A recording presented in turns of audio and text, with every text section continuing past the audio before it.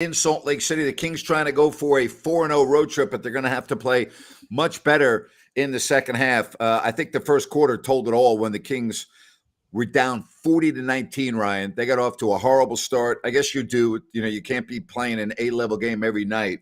They're still in the game because the Kings can score, but they got a lot of work to do. They got outscored 40-19 in that first quarter. They did outscore the Jazz 33-28 in the second, but again, 68-52 at the break. Yeah, Grant, they just came out with no energy. Mike Brown looking for anybody with some energy at this point. I mean, he's looking on the D-League bench at this point, trying to get somebody in there. But with the way the Kings shoot, they certainly could turn it around, Grant. Yeah, the bench did absolutely nothing. I mean, nothing. They had a combined 7 points. Are you kidding me? All right, 7 so points. They got nothing from the bench. Fox had 16. Barnes had 16. A very uncharacteristic, quiet first half for Sabonis with only 4 points. Did have 7 rebounds and 5 assists, but when's the last time Sabonis only had 4 points at the half? I can't remember really, but Walker Kessler playing a great game. We talked about him before the game, and the bigs for Utah are playing well, and Utah is out physically, or they're being out physical with the Kings, 100%. Yeah, you called this, Walker Kessler. I mean, he was outstanding in that first half. Excellent. Yeah, very good basketball. And just, they've dominated the Kings. Trey Lyles got dunked on twice, Grant. Yeah. Dunked on. And, they've just got to find a way to match their level and get up here for a second half. Right before we came on, Ryan said to me, man, this reminds me of the Pelicans game earlier in the year. And look at what Zachary just said, huh? Or Zachara. Yep. How about that? Yep. They've got 3 of their core guys out, just like New Orleans did, and we're getting the same result. But the problem with that, Grant, is this is a different team now than that team was in New Orleans, and that's what kind of bugs me. All right, so there's a lot of basketball left to go, but let's just say with 10 minutes left, this thing looks like it's out of reach. Take everyone out and get ready for tomorrow. Absolutely. I'm with you, but Mike Brown has shown the opposite. He will keep guys in. He's done that in wins. But yeah, you get ready for tomorrow and you pack it in and make sure everybody's healthy. It's a very good point right here that, Mike Brown does do that a lot where he's like, hey guys, we're done talking. Let's go. You know what to do. Go out and do it. So, I'm expecting this first 5 minutes of this second half to be very advantageous for Sacramento to get back into this game. Well, you can't do any worse with the bench, really. No, I know. And Sabonis, like you mentioned earlier, Grant, great point. Only 4 points, not playing his typical game. So there's definitely upside. You know where De'Aaron's going to be in the Fox quarter. So, there's an opportunity there. I mean, you even got Murray. He's only got 3 tonight. So they've got to find a way to get this going and get rolling. I don't agree with you. The game's not important. I don't know why you would say that. I mean, Dallas and Memphis are tied at 104 with 4:25 left. So if Memphis were to win and Sacramento were to lose, the Kings would fall to third in the West. The Timberwolves beat the Knicks earlier, 140-134, and the Warriors are going to beat the Rockets. So they'll get a rare road win as well. So we'll see. A lot of basketball left. Give us what you think the final score is going to be in this game. Right now it is 68-52. So let's hear what you think the final score is going to be. I am going to say I think the Jazz will slow the scoring down a little bit, but I think the Dogs get pulled off. The Kings will make a tiny run. I'm going to say Utah 117, Sacramento 108. You're right around me. I got the Jazz winning this one 118-106. Okay, there we go. Yep. So you and I are in the same boat. I mean, you got to be realistic here. The Kings aren't going to win every single game they play. They're just not. They're going to have a stinker every now and then. And it looks like, even though this game's far from over, it looks like that this could be the game. Yeah, and in that instance, you just hope that everybody stays healthy at this point of the season, as you mentioned, Grant. But you can have a stinker, but you can't have a stinker when there's bad effort. And I feel like there's been bad effort tonight. I mean, Trey Lyles, maybe he shouldn't be on the floor right now with that shoulder. I know he was questionable. He had 2 opportunities to contest those dunks or take a charge, and he did neither. So, I take effort. I take, a problem with the effort. That's it for me. Yes, of course. It's already been a successful road trip. There's no question about that. Going into overtime, Dom says, here's 118-117 Sacramento. And again, right now it is 68-52. The one thing the Kings did a great job of in that first half, they took care of the basketball. They only had 4 turnovers. They did, absolutely. And conversely, Utah, I believe, had 5. And Utah averages 25.7 assists for the season per game. They're already at 20 tonight. Yeah, that says a lot. That tells you how well they're sharing the ball and how tuned that offense is in right now. Without Laurie Markkanen on the floor. Exactly. So, I don't understand why anyone would think that the game's not important. Anita says this game is important because you need to get what should be the easier W. The Celtics are or should be a tougher matchup. She's got the Kings winning 112-109. Thank you, Anita. We appreciate that. I just, again, at some point you're going to lose a game. They've got a tremendous win streak going on the road. They're 22-13 away. At some point it's just not going to be there. Now, the second quarter was encouraging. They put 33 on the board, but, they've got themselves a hole here where they're down 16. They're not down like 8-10. So, but I expect this game to get close. Do you think this game will become close at all, or you don't? I don't think the Kings will get it with an 8. I think 8 is that magic number. All right. Jay has the Kings coming back to win this 122-119. Okay. Sea Dog says they're going to need Fox or Monk to will this team to victory. I don't think there's any question about that. Pam says the Kings look flat tonight. They definitely look flat. I mean, you came out in the first quarter, it was 40-19. I would agree with you there. Grant, let me ask you this. How real is that getaway game for a team that's been on the road for a little bit? Is that a real mentality that happens with players? It's not. I think a lot depends on where you're playing. There should be not that big of a letdown. You did go from Washington to Utah. That's a 4-hour flight.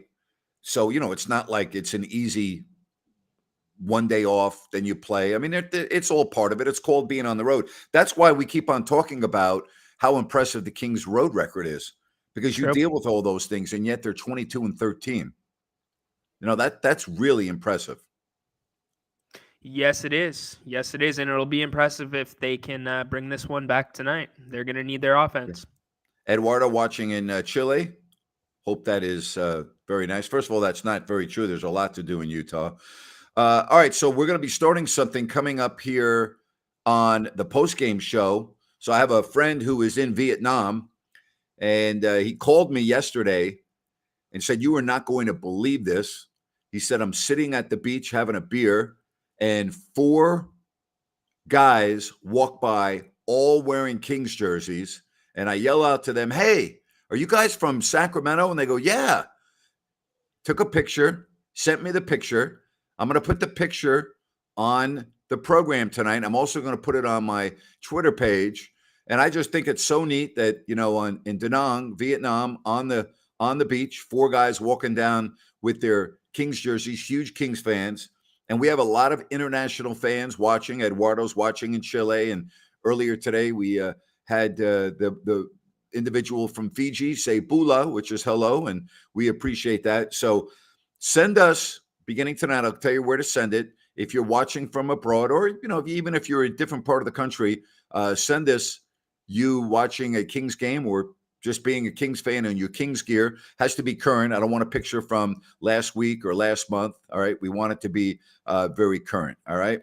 So yes, we are international. You are absolutely right. And yes, I am monitoring that game going on right now. It is 106-105 Memphis with 2:10 left. All right. We've got Australia chiming in. Thank you very much, PK. Really appreciate that. And Anita, you are exactly right. We do appreciate our international fans. Really incredible. Love it. No doubt. Absolutely love it. Eduardo's always telling people to hit the like button. We appreciate that. Hit that thumbs up button. Also, If you have not yet subscribed, please subscribe to the channel. We appreciate that. And we also appreciate Bennett's in Sacramento and in Roseville with their prime seafood and steaks, the weekend brunch, the prime rib on the weekends, over 50 different types of wine available by the glass. And they are coming to Rockland soon as well. So look out for their location at Blue Oaks Town Center, Roseville, Eureka and Lead Hill, and Sacramento, Howe, and Fair Oaks. It's pretty awesome, isn't it? To have Bennett's on, yeah. and we get so many people saying, "Oh, I've gone to Bennett's. Thank you very much." They're also big time Sacramento Kings supporters. So get down to Bennett's and enjoy the food and the ambiance. Right now, it is 68 to 52, and Kings got a lot of work to do. They've got a lot of work to do. Well, their strength is offense. We know that. So the 3-point percentage, not terrible. 2-point percentage needs some work. So you hit the nail on the head, Grant. A quick start here to the third quarter is what they need. I mean, what do you think if you had to say a run, like 10-0 run? You look at I don't know about a 10-0, but the motto is you want to enter the fourth quarter with this game in the single digits. That's where you want to be.